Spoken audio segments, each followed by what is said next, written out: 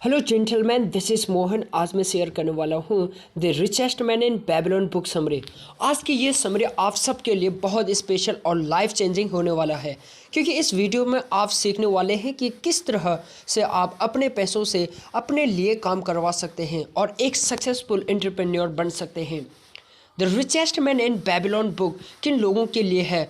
वे लोग जो धन के नियमों को जानना चाहते हैं, और वे लोग जो पैसे कमाने के तरीकों के बारे में जानना चाहते हैं, और वे लोग जो फाइनेंशियल एजुकेशन की तलाश कर रहे हैं, और वे लोग जो एंटरप्रेन्योर और इन्वेस्टर बनना चाहते हैं। फ्रेंड्स, इस किताब को जॉर्ज एस क्लेशन ने लिखा, जो कि एक अमेरिकन ऑथर हैं। उन्होंने 1926 में फाइनेंस के ऊपर बहुत सारे पंपलेट लिखे और उनके पंपलेट बैंक में भी इस्तेमाल होने लगे। उनके कुछ पंपलेट को जोड़कर एक किताब लिखी गई, जिससे इंग्लिश में the richest man in Babylon और हिंदी में बेबीलोन का सबसे अमीर आदमी के नाम से जाना जाता है। The richest man in Babylon book आपको क्यों पढ़नी चाहिए? क्योंकि इस बुक में फाइनेंशियल सक्सेस से संबंधित बहुत सी कहानियां हैं। उसमें से एक कहानी है अरकत नाम के एक इंसान की, जो कि बेबीलोन का सबसे अमीर आदमी था। उससे कुछ लोग सफलता का सेक्रेट पूछते हैं, तो वह अरकत अपने सफलता यानी कि अमीर बनने तक की कहानी उनको बताता है। और वही कहानी आज मैं इस वीडियो के माध्यम से आपको बताने वाला हूँ, और आपको 3 इम्पोर्टेंट लेसन मिलने वाले हैं। So watch the video till then. दोस्तों, आज से 1000 साल पहले बेबीलोन में अरकत नाम का एक व्यक्ति रहता था, जो बहुत ही अमीर था और टेंशन फ्री होकर खूब खर्चे करना और दान करना उसकी आदत थी। और हैरानी की बात तो ये है कि उसकी दौलत घटने के बजाय बहुत तेज़ी से बढ़ रही थी। एक दिन उससे मिलने उसके कुछ दोस्त आए और उन्होंने कहा, अरकत, तुम हमसे कुछ ज़्यादा ही खुश नसीब हो। तुम बेबीलोन के सबसे अमीर आदमी बन गए हो। तुम अच्छे कपड़े पहनते हो और अच्छा खाना खाते हो और पूरी दुनिया में घूमते रहते हो, जबकि हमारे परिवार की हालात ये है कि हमारे परिवार को भरपेट भोजन मिल जाए और पहनने के लिए कपड़े मिल जाए तो हमारी खुशी का ठिकाना नहीं रहता है। लेकिन एक समय था जब हम सब एक जैसे थे, यहाँ तक कि हमें एक ही टीचर ने पढ़ाया।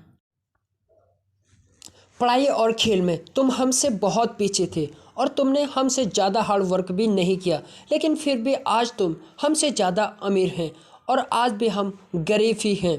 क्या तुम हमें गरीबी से अमीर बनने तक की कहानी सुना सकते हैं?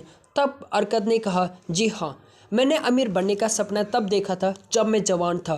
तब मैं समझ गया था कि अच्छी लाइफ जीने के लिए पैसों की ज़रूरत है, और मैं अमीर बनने के बाद में लोगों की हेल्प कर सकता हूँ। और सबसे ज़रूरी बात तो यह है कि मैं टेंशन फ्री होकर खर्चे कर सकता हूँ।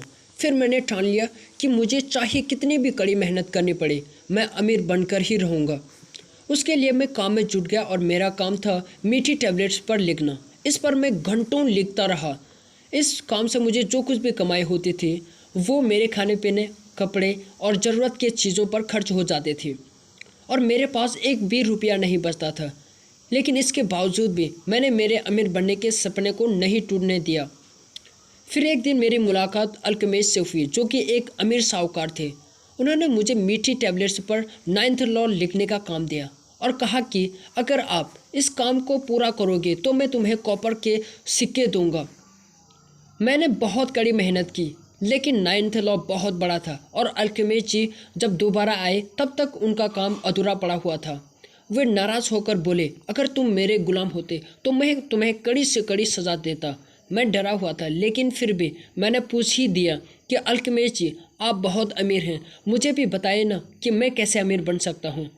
अगर अगर आप मुझे बताने का वादा करेंगे तो मैं आपके लिए पूरी रात लिखूंगा और सूरज निकलने से पहले आपका काम पूरा हो जाएगा।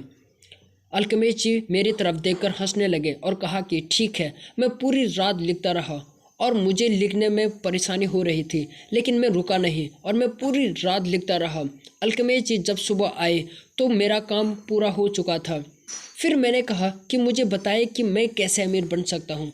तब अल्केमिस्ट जी बोले, ठीक है, मैं अमीर तब बना जब मैंने फैसला किया कि मैं अपनी कमाई का 10% सबसे पहले खुद को पे करूँगा, और तुम भी ऐसा ही करोगे तो बहुत जल्दी अमीर बन जाओगे। और इतना बोलकर वो चुप हो गए। तब मैंने कहा कि सिर्फ इतना ही? तब अल्केमिस्ट जी बोले कि बस इतने नहीं, एक लड़के को जो कभी भेड़ चराता था आज उसे साहूकार बना दिया, जो आज तुम्हारे सामने खड़ा है। क्या तुम कपड़े बेचने वालों को पैसे नहीं देते उनके कपड़ों के बदले? क्या तुम जूते बेचने वालों को उनके पैसे नहीं देते उनके जूतों के बदले? और उसके बाद बोले कि चलो ये बताओ कि तुम्हारे पिछले महीने की कमाई कहाँ है और पिछले साल की कमाई कहाँ है। अरकत, तुम पागल हो। तुम बाकी को ईमानदारी से पैसे देते हो लेकिन खुद को कभी नहीं देते। अरकत, तुम अपने लिए काम नहीं करते हो, दूसरों के लिए काम करते हो। याद रखो कि हर वो गोल्ड का सिक्का जो तुम बचाकर अपने आप को दोगे वो तुम्हारा गुलाम बनकर तुम्हारे लिए काम करेगा और आगे चलकर वो तुम्हारे लिए काम करके तुमको और अधिक सिक्के कमा कर देगा। अगर तुम अमीर बनना चाहते हो तो तुम्हें अपने सेविंग्स से, यानी कि जो गोल्ड के सिक्के तुम बचाओगे उसका तुम एक अच्छी जगह इन्वेस्ट कर सकते हो, यानी कि इन्वेस्ट कर सकते हो, ताकि तुम्हारे गुलाम सिक्के और सिक्के कमा सके और इन सिक्कों के बच्चे भी तुम्हें और सिक्के कमा कर दे सकते हैं। मेरा विश्वास करो कि मैं तुम्हें यह सेक्रेट बताकर तुम्हारे काम से 1000 गुना ज़्यादा तुम्हें पे कर रहा हूँ। अरकत, तुम्हें अपनी कमाई का 10% हमेशा अपने लिए अलग बचाकर रखना चाहिए, जो कि 10% से कम नहीं होना चाहिए। अरकत, दौलत भी एक छोटे से पेड़ की तरह उगती है। अरकत, तुमने तुम्हारे कमाई से बचाए हुए 10 सिक्के वो उस पेड़ के बीज हैं जिससे तुम्हारे दौलत का पेड़ खड़ा होगा।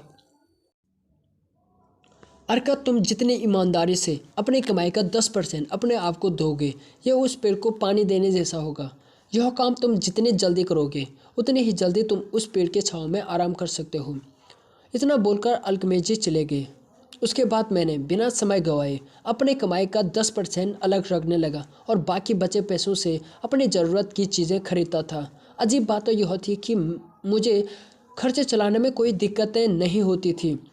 इसी तरह मैं पैसे बचाता रहा और 1 साल बाद अल्केमिस्ट जी फिर वापस आए और मुझसे पूछा कि बेटे, पिछले साल जो तुमने पैसे कमाए थे उसका अपने लिए कम से कम 10% तो बचा के रखा है ना?